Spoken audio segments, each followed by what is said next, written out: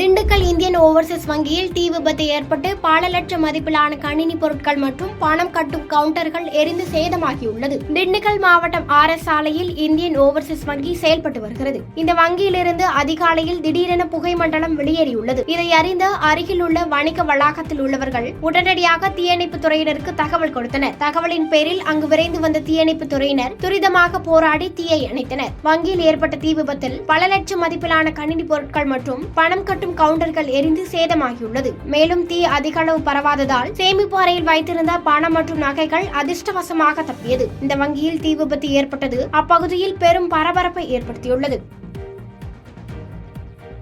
பாதகம் செய்பவரை கண்டால் நாம் பயங்கொள்ளலாகாது பாப்பா, மோதி மிதித்து விடு பாப்பா, அவர் முகத்தில் உமிழ்ந்து விடு பாப்பா.